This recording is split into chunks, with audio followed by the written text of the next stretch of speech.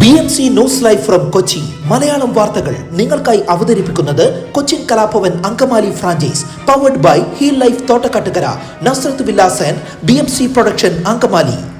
നമസ്കാരം, BMC radio Malayalam വാർത്തകളിലേക്ക് സ്വാഗതം. ഞാൻ ധനുകൃഷ്ണ.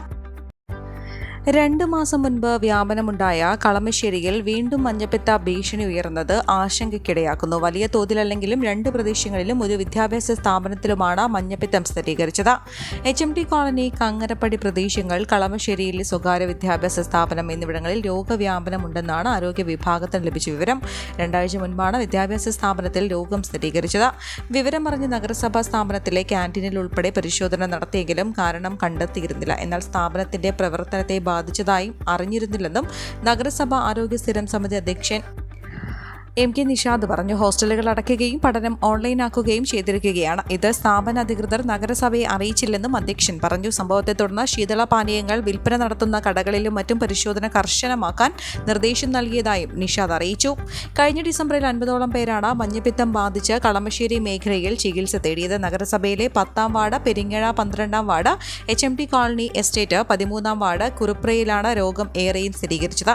ഇതിൽ നിരവധി പേർ വിവിധ ആശുപത്രികളിൽ ചികിത്സ തേടി. 2 പേർ ഗുരുതരാവസ്ഥ തരണം ചെയ്യുകയും ചെയ്തു.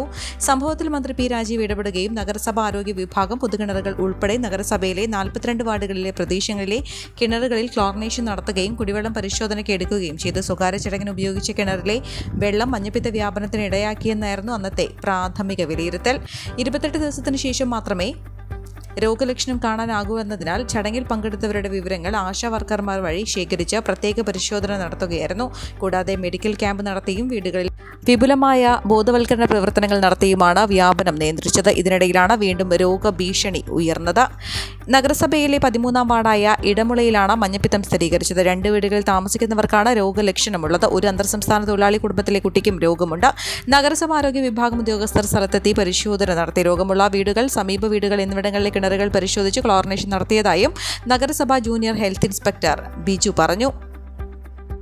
വിവിധ നികുതികളുടെ വർധനവും പുതുക്കിയ D&E ലൈസൻസും ഫീസും മൂലം ബുദ്ധിമുട്ടുന്ന വ്യാപാരികളിൽ നിന്ന് ഇല്ലാത്ത കുടിശ്ശിക പിരിച്ച് നഗരസഭ ദ്രോഹിക്കുന്നതായി പരാതി.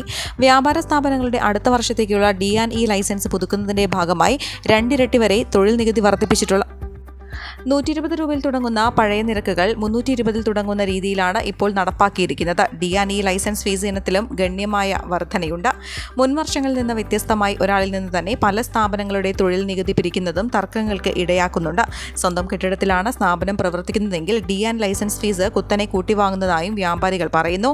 ഇതിനു പുറമെയാണ് ഇല്ലാത്ത കുടിശ്ശിക രേഖപ്പെടുത്തി പണം പിരിക്കുന്നത്. മുൻ വർഷങ്ങളിൽ തൊഴിൽ നികുതി അടക്കം അടച്ച പലർക്കും പണം നഷ്ടമായിട്ടുണ്ട്. ഇവരിൽ പഴയ രസീതുമായി വന്നവർക്ക് അടച്ച തുക അടുത്ത വർഷം വകവയ്ക്കാമെന്നാണ് പറയുന്നത്. മുൻപടച്ച രേഖകളൊന്നും കൈവശമില്ലാത്തവരുടെ പണം നഷ്ടപ്പെടുകയും ചെയ്യും. പൂർണ്ണമായും ഓൺലൈൻ സംവിധാനം നടപ്പാക്കിയാൽ നഗരസഭയിൽ നിന്നുള്ള ആവശ്യങ്ങൾക്ക് ജനങ്ങൾ സേവന കേന്ദ്രങ്ങളെയാണ് ആശ്രയിക്കുന്നത്. ഉദ്യോഗസ്ഥരുടെ അലംഭാവം മൂലമുണ്ടാകുന്ന ഇത്തരം പിഴവുകൾ തീർക്കാൻ പലവട്ടം നഗരസഭയിൽ കയറിയിറങ്ങേണ്ട ദുരവസ്ഥയുമുണ്ട്. സമയനഷ്ടം മാത്രമല്ല, സാമ്പത്തിക നഷ്ടവും സഹിക്കേണ്ട ഗതികേടിലാണ് വ്യാപാരികളും നാട്ടുകാരും.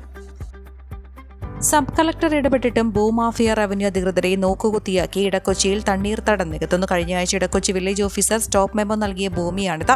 പൂർവ്വസ്ഥിതിയിലാക്കണമെന്നാവശ്യപ്പെട്ടിട്ടും വകവയ്ക്കാതെ ജോലിയുമായി മുന്നോട്ട് പോവുകയാണ്. സ്റ്റോപ്പ് മെമ്മോ നൽകിയതിനു ശേഷം സംഭവം fort Kochi sub collector report നൽകിയതായും വില്ലേജ് ഓഫീസർ പറഞ്ഞു. രൂക്ഷമായ വെള്ളക്കെട്ട് നേരിടുന്ന പ്രദേശത്താണ് നികത്തുന്നത്. തണ്ണീർത്തടത്തിന് കുറുകെ കോൺക്രീറ്റ് ഭിത്തികൾ കെട്ടി വിഭജിച്ചിരിക്കുകയാണ്. 1 ഏക്കറോളം വരുന്ന തണ്ണീർത്തടം പൂഴിയും കെട്ടിട അവശിഷ്ടങ്ങളും ഇട്ട് മൂടുകയാണ്. ഡേറ്റാ ബാങ്കിൽ ഉൾപ്പെടുന്നതിനാൽ തരം മാറ്റി നൽകുന്നതിന് അനുമതി നിഷേധിച്ച സ്ഥലം കൂടിയാണിത്. പ്രദേശത്ത് തന്നെ റവന്യൂ അധികൃതർ സ്റ്റോപ്പ് മെമ്മോ നൽകിയിട്ടുള്ള മറ്റുള്ള തണ്ണീർത്തടങ്ങളും നികത്തുന്നതായും പരാതിയുണ്ട്.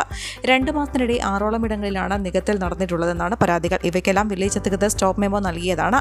രാത്രിയും പുലർച്ചെയുമാണ് ഇത് നടത്തുന്നത്. അതിനാൽ പോലീസ് ഉണർന്ന് പ്രവർത്തിക്കണമെന്നും നാട്ടുകാർ ആവശ്യപ്പെടുന്നു. മുറ പോലെ നികത്തൽ നടക്കുന്നുണ്ടെങ്കിലും പോലീസ് ഈ ഭാഗങ്ങളിലേക്ക് തിരിഞ്ഞു നോക്കാറില്ലെന്നും നാട്ടുകാർ പറയുന്നു.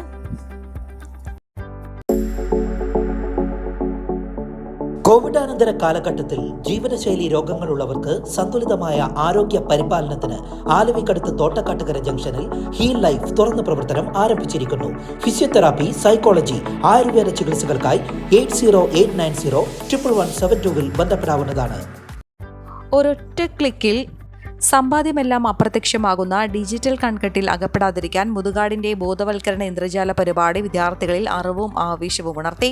സാമ്പത്തിക ഇടപാടുകൾ വളരെ സുരക്ഷിതത്തോടെ നിർവഹിക്കേണ്ടത് എങ്ങനെയെന്നും തട്ടിപ്പുകളെ തിരിച്ചറിയാനും അവയെ എങ്ങനെ പ്രതിരോധിക്കണമെന്നും മുതുകാട് ട്രിക്സ് ആൻഡ് ട്രൂത്ത് എന്ന ഇന്ദ്രജാല പരിപാടിയിലൂടെ അവതരിപ്പിച്ചത് വിദ്യാർത്ഥികൾക്ക് കൂടുതൽ കൗതുകമായി. യുവജനങ്ങളിൽ സാമ്പത്തിക സാക്ഷരത ഉറപ്പുവരുത്താൻ റിസർവ് ബാങ്ക് ഓഫ് ഇന്ത്യ നടത്തുന്ന ബോധവൽക്കരണ പരിപാടിയുടെ ഭാഗമായാണ് വ്യാഴാഴ്ച വടുതല ഡോൺ ബോസ്കോ സ്കൂൾ ഓഡിറ്റോറിയത്തിൽ വെച്ച് സ്വദേശ ജാലവിദ്യ അരങ്ങേറിയത്. RBIയുടെ ഫിനാൻഷ്യൽ ഇൻഫ്ലുവൻസ് ആൻഡ് ഡെവലപ്മെന്റ് ഡിപ്പാർട്ട്മെന്റിന്റെ ആഭിമുഖ്യത്തിലാണ് പരിപാടി അരങ്ങേറിയത്. പരിപാടി RBI Kochi officer in charge TV Rao ഉദ്ഘാടനം ചെയ്തു. സാമ്പത്തിക അവബോധമുള്ള ഒരു സമൂഹം സൃഷ്ടിക്കുവാനുള്ള RBIയുടെ പ്രവർത്തനങ്ങളുടെ ഭാഗമായാണ് യുവതലമുറയിലേക്ക് സാമ്പത്തിക സാക്ഷരത പ്രചരിപ്പിക്കാനായി മാജിക് ഒരു മാധ്യമമായി എടുത്തുകൊണ്ട് ഇത്തരം പരിപാടികൾ RBI സംഘടിപ്പിക്കുന്നത്.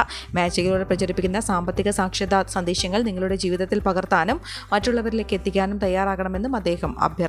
ചടങ്ങിൽ മുതുകാടിനെ മെമന്റോ നൽകി ആദരിച്ചു.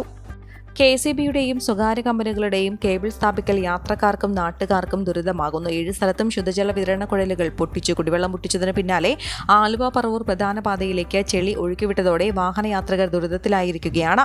മറിയപ്പടിക്ക് സമീപമാണ് കഴിഞ്ഞ ദിവസം കൂടുതൽ ചെളിവെള്ളം റോഡിലേക്ക് ഒഴുക്കുന്നത്. ഇതോടെ ഇരുചക്ര വാഹനങ്ങൾ റോഡിൽ തെന്നി വീഴുകയും യാത്രക്കാരുടെ ദേഹത്തേക്ക് ചെളിവെള്ളം തെറിക്കുന്ന അവസ്ഥയാണെന്നും നാട്ടുകാർ പരാതിപ്പെട്ടു.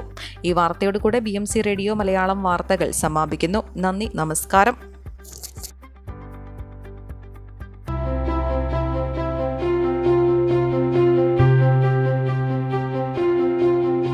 അങ്കമാലി പ്രദേശത്തെ കലാവിദ്യാർത്ഥികൾക്ക് സുവർണ അവസരം.